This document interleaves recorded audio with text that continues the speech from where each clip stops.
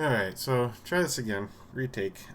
So I wanted to go through one of these more involved problems. And I figured problem 6.66 is, very similar to the 6.65 that I gave for you to do for class there, classwork, lab work.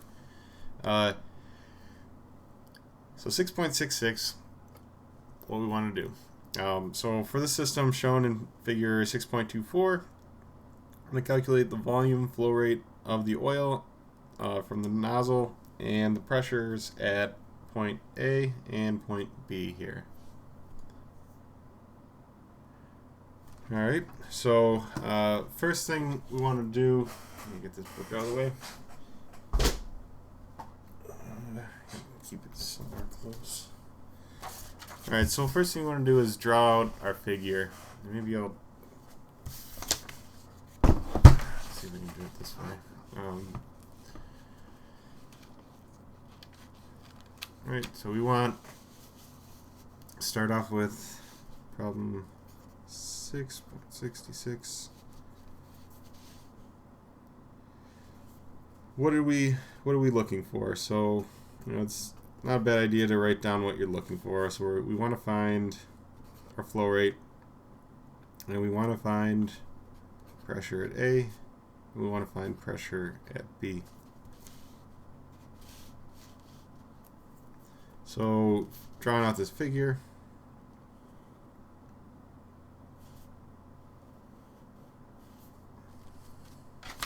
this out of the way, maybe. That wasn't really working the greatest. Alright, so we want to draw out this figure. It's open to atmosphere, so it's got this little hat.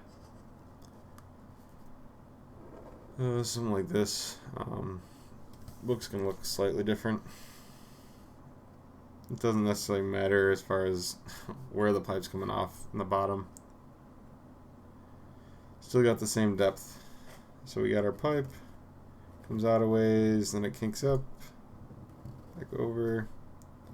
You get this extra elbow in here.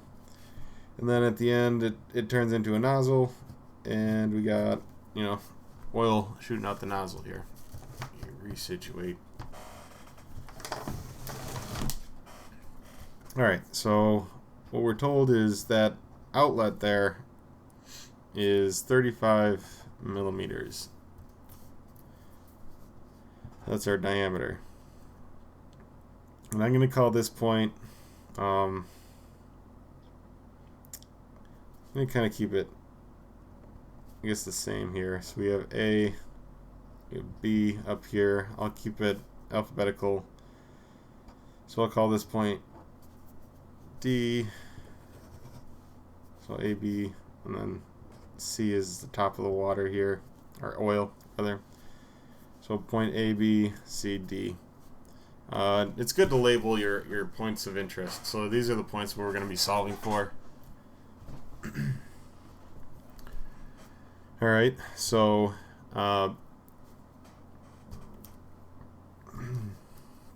we want to basically look at solving for our flow rate, right? How are we going to do that? Well, think about flow rate. We look at flow rate from what we looked at before. Q is equal to our area times our velocity. Right? Area in this case we can solve for at D, but we need to know our velocity at V or D here. How are we going to find our velocity? Well, we're going to use some tricks that they talk about in chapter 6. I'll try to explain them in a little bit more detail, hopefully make a little bit more sense on how to use those through this problem. But we want to use Bernoulli's equation. So first thing I do is I'll start writing out the equation, thinking about what's going to go where. So here we want pressure at A, or sorry, I'm just going to write up Bernoulli's equation starting out. I'll go into which points we're going to use in a minute. So point 1 over specific weight plus our z height to point 1. And right now point 1 is arbitrary. Z height to point 1, and then we have our velocity squared, or square root of 1 divided by 2 times our gravity constant. Same for point 2, also arbitrary right now. Z2 plus, so basically the same on both sides, just subscripts different. Alright, so why I wrote this out, well, it's supposed to be a 1. 1 and 2 is I wanted to show, or just talk about briefly, that this is going to be whichever point 1 that we pick here as, say, our inlet, and point 2 is going to be our outlet. So I like to kind of write that out, just to kind of show what we're going to be doing. So basically, this first part here, we're going to look at where we can get the most knowns for our values here. So obviously, you don't know velocity here. What we can actually do here is use a little bit of a trick and thinking about where our points are. So point D here, start looking at pressure at D. Pressure at D is in the atmosphere, right? So it's on the exit of the nozzle. So we have pressure D is 0, and we're metric, so kPa. Gauge. Our velocity here at D, we don't know. We're looking for that. We'll need to find that in order to get our flow rate. Our diameter here, the D is 35, so that's flow diameter, and that's in millimeters. So we can 0.035 meters. That's kind of what we know about that point. For C here, so things we know about C, again, we're atmospheric. So pressure at C is going to be 0 kPa. Also gauge. Yeah, might as well write it. Alright, so 0 kPa gauge. Another thing we can say about this point is they call this basically the velocity here is negligible. So they call it negligible because you have such a large area compared to the area that you're flowing out of here at the exit, that we could say this drop in fluid is negligible because it's not noticeable. Essentially, it's so low that, you know, it's we can call it negligible or 0. So we're going to call this negligible, or, you know, 0 for our velocity in meters per second. So we know VC, we know pressure at D, we know pressure at C, diameter at D we know, so we can get our area to solve for our Q. What we're going to do now is we're just going to use this equation here, and we'll look at what we can cancel, what we can keep. I think for time's sake on the video, rather than having me write all this out again, I'm going to change this quick to a C. So these are all going to be C's for those subscripts, and instead of 2's, I'm going to put D rather. Alright, so always inlet to outlet. Alright, so what do we know about our pressure at C? Well, we said that's 0. Our velocity at C is 0. Pressure at D up here is 0. It's really nice when you can cross out most things in the equation. So we're going to be solving for velocity at D. So we want this on basically our own side of the equation, its own side of the equation. I'm going to go ahead and throw that on the left-hand side. So that means we're going to subtract ZD over. So we have ZC minus our ZD value. That all gets multiplied by 2G here. And then that's equal to VD squared, right? So we take a square root of both sides, and we get VD is equal to the square root of 2G times ZC minus ZD.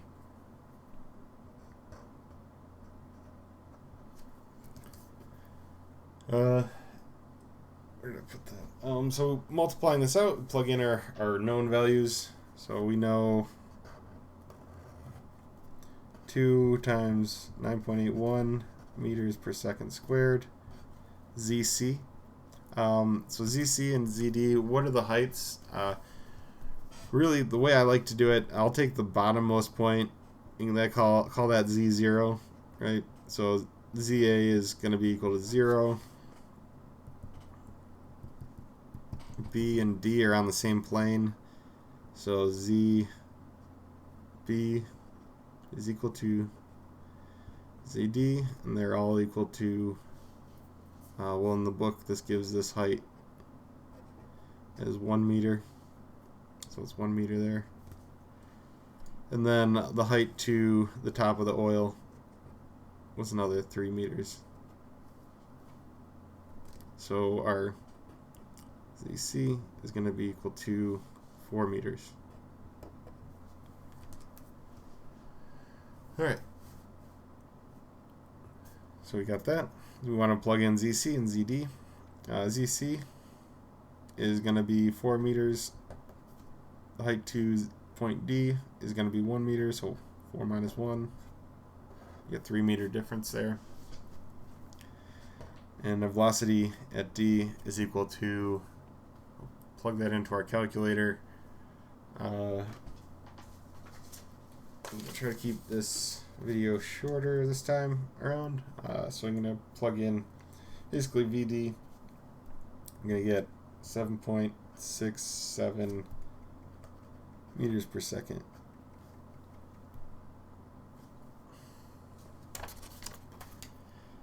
Alright, so we got our velocity at D. Now we can solve for Q, right? So we want our Q.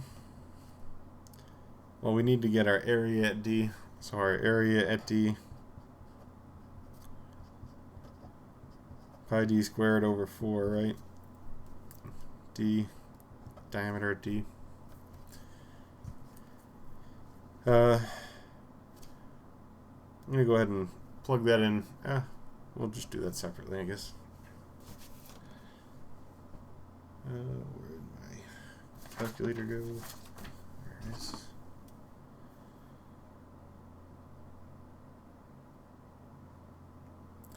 Alright, so we have pi.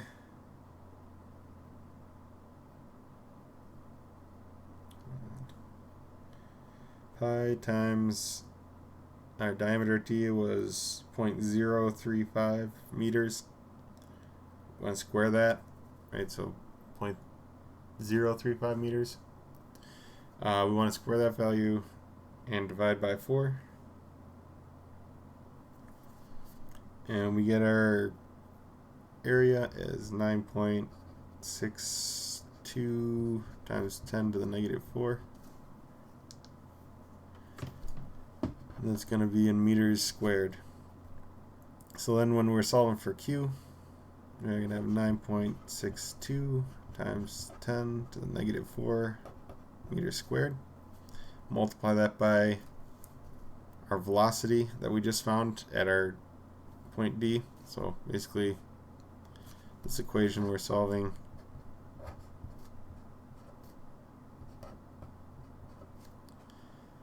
so we plug in our 7.67 meters per second. And let's see, what was that? 7.67 times 9.62. Sure you put times 10 to the negative 4 on there. 0.0737. I'm going to just round this to 7.4. It's probably, could do one more decimal place, but I'm just going to keep it this. So meters cubed per second. And realistically, would probably be more accurate to do, actually, maybe that's what I'll do. 7 is 378. So I'll do 37. 7.38. Just round up. It was 7.378, so I just rounded up to 7.38. We'll just do times 10 to the negative 3 meters cubed per second. That way you don't have so many zeros thrown in there, and we have a little bit more accuracy in the solution of our problem. Alright, so we get our Q. So that's one of our values we were looking for, right? Another sheet. So we want to solve for, well, let's look at what we're solving for next. So PA and PB. So we're going to use this equation again, except for this time we're going to go from a place where we know values. We're typically looking for like one point that we have all our values or most of the values known that we need. So we'll say for, in this case, we use our point D again. We'd have all of our points for pressure and velocity known. So then we'd be solving for, the unknown here on the left. So what we're going to do, I'm going to draw out just kind of the section we're going to be solving for now. And I'm going to solve from, again, there's multiple ways to do it at this point. But you want to solve from a point of your known values to a point of your unknown values. I'm going to use D as my point, but you can use your point C as your point as well. You just need to make sure, again, you're putting your inlet and your outlets on the right side of the equation. Alright, so this next step here, we want to solve for just the point A. So I'm going to take this, that elbow there we had, goes over to the nozzle. This is where we had that 35 millimeter exit. Tube comes back down, passes A, goes to A. Have a point B over here. And we can write down our known values. So pressure D we said was 0 kPa. I'm just going to do that for now. I already mentioned it was gauge on the other paper there. Velocity at D we said was 7.67 meters per second. We could throw our Q down, but I don't think it's not super necessary. We'll leave it for now. Diameter we said was 35. Point A, pressure A is unknown. Velocity at A is also unknown. So there's two unknowns there. What we do know, though, is the inner diameter. So at the beginning of the problem, it states the actual diameter of the tubing. So you want to make sure you take out the wall thickness in this case. So way it states it is 120 millimeters times a 3.5 millimeter wall thickness. Well, if it's got 3.5 millimeters wall thickness on this side, it's going to have that same thickness on this side. So we want to do 120 millimeters minus 2 times our 3.5, right? Or 7, 3.5 times 2. 7 millimeters for the wall there. And give us our diameter A. So that'll give us 113 millimeters, or we could also say 0.113 meters. Alright, so we have our diameter. We could solve for area. Might not necessarily need it here. So one thing we can do to solve for A, right? So we're going to need A in our Bernoulli's equation. And we can write out Bernoulli's equation just to see kind of what we need to solve for, to actually plug in and get a solution for point A. oops, this is supposed to be ZA plus VA squared over 2G. In this case, I'm going to be using D.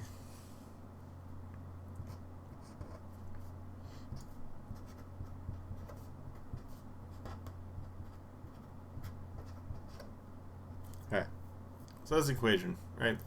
We know VD, we know PD, we know our heights, right? So we had our 1 meter distance between here. We don't know VA or PA, so we need to solve for one of those unknowns in order to get the other, right? And we can't solve for PA yet, so we can use continuity equation. Since our Q and D is also equal to our Q and A, so our flow rate there, just because the flow rate is going to be the same throughout the system, there's no loss in flow. So our continuity, right? So because we could say this, we can also say that our area at D times our velocity at D is equal to our area at A times our velocity at A. And I'm not sure, I usually write this the other way around, inlet and outlet versus the sides. It's not as important with continuity, really, or since it ends up being a ratio either way. So we have our velocity at A then is going to be equal to our area at A, our D, divided by area at A, all multiplied by velocity at D. And this is the equation we talked about last week with the continuity equation. So we were saying that, well, since, you know, your area of a circle for D and your area of a circle for A,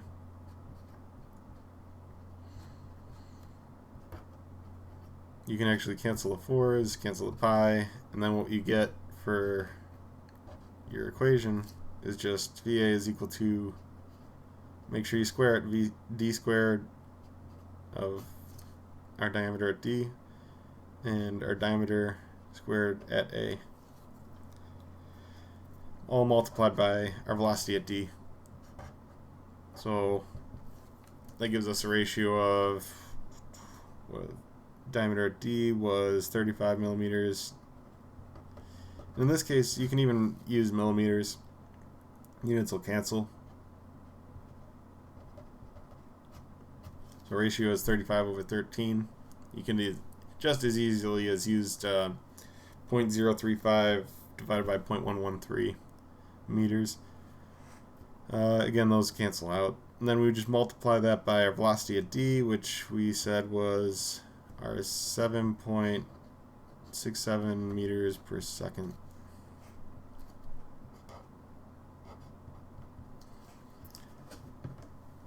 Punch that in quick.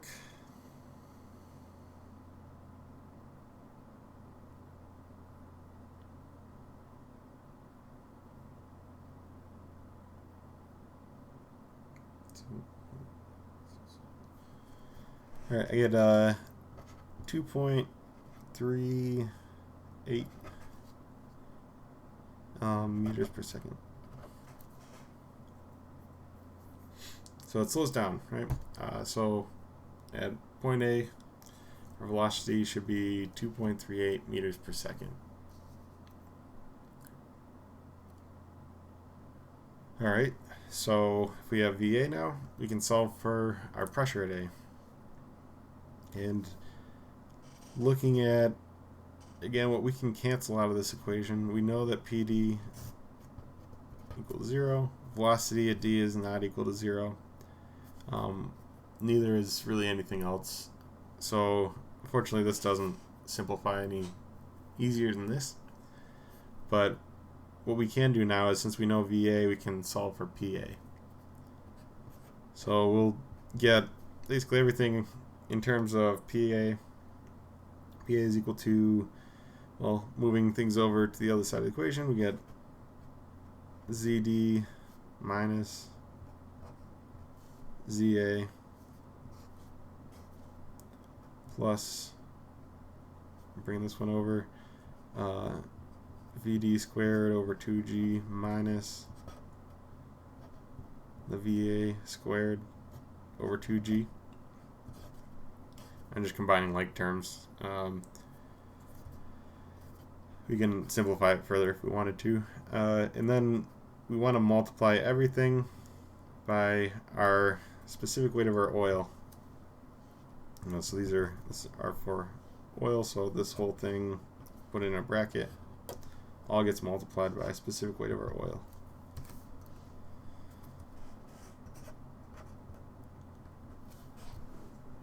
Alright, so PA, specific weight of our oil.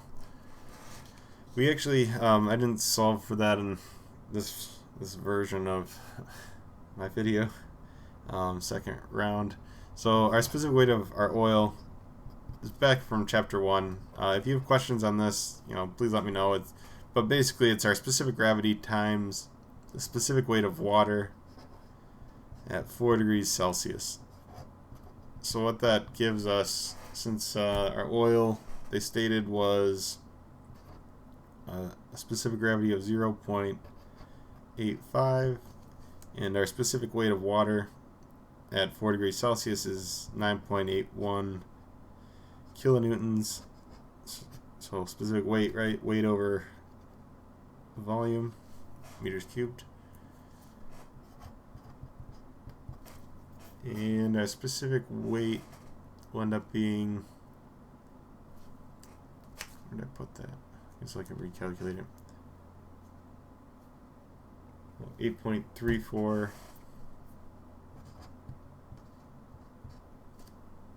kilonewtons per meter cubed. Alright, so we need to plug that into this equation down here.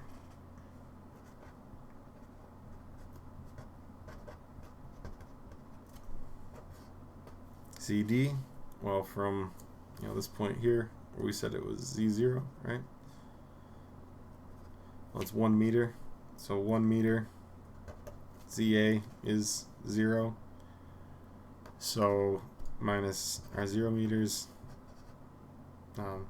oops, so that's 1, right?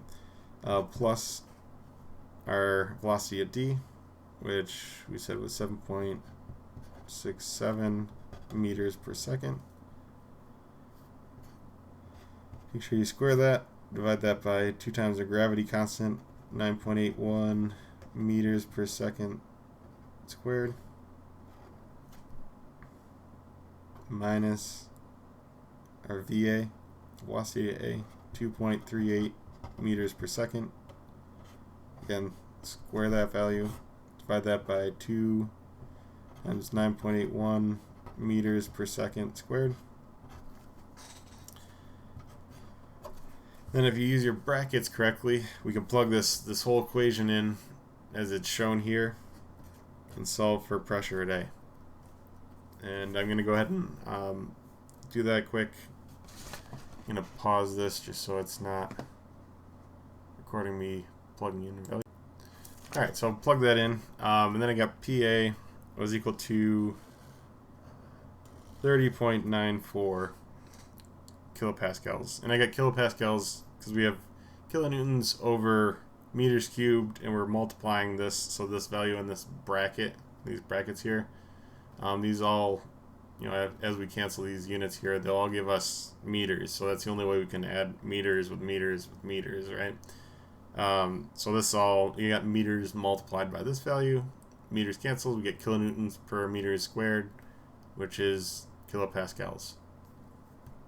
Alright, so we have pressure at A. Now we need to do this same process here, except we're going to be going from, in this case, D to B. And the nice thing about this, seeing how they're on the same axis here, there's actually going to allow us to simplify this problem one step further than we have for this one. So let me scoot this out. We'll redraw just so we know what we're solving for here, since I'm trying to do this in steps. We have exit this is where that flow comes out. We have our point B here, point D here, and then we had this was the 35 millimeter nozzle exit. All right, so we want, I'll just throw it on our values. We know velocity at D, 10.67 meters per second. Diameter at D is equal to 35 millimeters. Pressure at B, we don't know, we're looking for it. Velocity at B, there's something we can actually do for this since we've already solved for VA. Talk about that here in a minute. Diameter at B is equal to that 113 millimeters, 113 millimeters. Same as A. So the actual size of the pipe hasn't changed.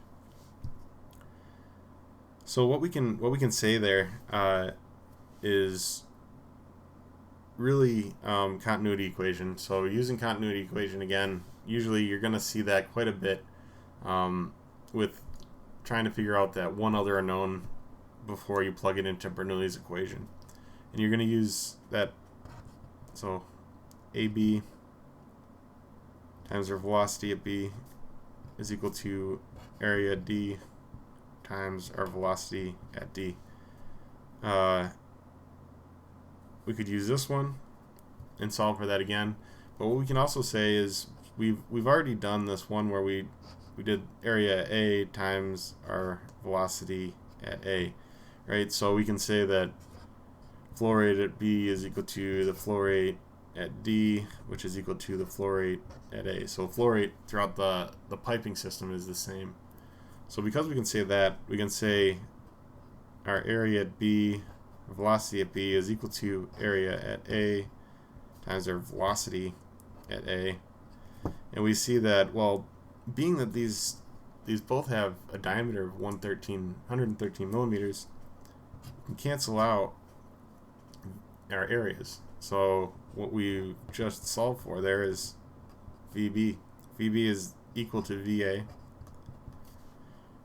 And we solved for that on the previous page, which was 2.38 meters per second. So we have the velocity at B. So we can actually put that down over here, 2.38 meters per second. And now we can solve for PB. So plug in, or write down our Bernoulli's equation. Bugs. Oil plus our Z height to B plus our velocity at B squared over 2G. G is equal to, let's see, pressure at A, oil, Z height to the exit at D, plus our velocity at D squared over 2G. So Bernoulli's equation, right? What we can do here, D, I don't know why I put A there. We could put in what we know are 0 here. So pressure 0 at our exit. Another thing we can say is 0. Because these are along that same axis, we have no Z height. So now this is our equation. Simplified quite a bit. We need to solve for PB. Pressure at B is equal to, we'll bring our velocity at B over to the other side, and we get velocity at D squared over 2G minus velocity B squared over 2G, all multiplied by our specific weight of our oil. And we have some like terms, so if we really wanted to, we could simplify this further, and sometimes it makes it easier to plug into your calculator. So basically, pull out the 2G, just pulling oil into the front too. Divide that by 2g. Then we have vd squared minus vb squared. So that's the same equation as this, just simplified. Alright, so plugging in our values, specific weight of our oil, we said was 8.34 kilonewtons per meters cubed. Divide that by 2 times 9.81 meters per second squared. Multiply that by our velocities, right? So Vd, our velocity at d was 7.67 meters per second minus our velocity at b, which is 2.38 meters per second. Brackets are wonky. Alright, so this gives us a PB. Plug this in our calculators, and we get, let's see, 8.34, 2 times 9.81.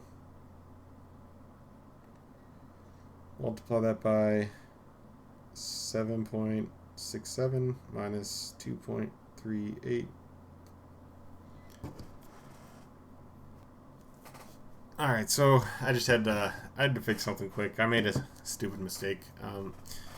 Pretty easy one to make, actually. Just make sure you keep an eye on that. I forgot to put the squares in here for my velocities, so that gave me a wrong number on a factor of, say, 10.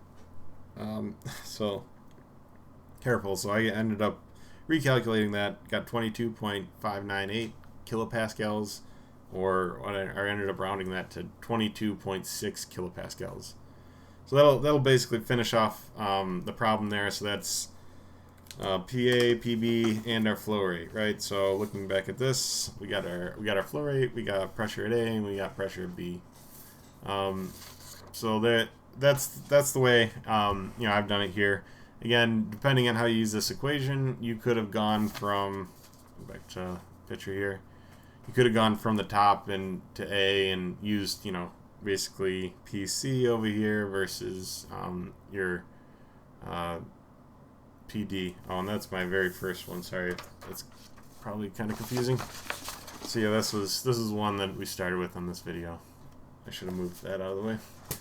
So yeah, this is you could have used the top of the water and gone from your PC to PA and then PC to PB, or vice versa. Once you know the values of a certain point, you can plug those into your equation depending on if it's before or if it's after your point B. So just keep that in mind. It's always inlet to outlet. All right, but that's how you do that problem. I hope that helps out with solving these on the homework / lab. We will be having that office hour kind of online lab this Friday, and we'll go over probably another one of these or a similar problem. So I'll see you guys then. Hope everybody's staying safe and staying healthy.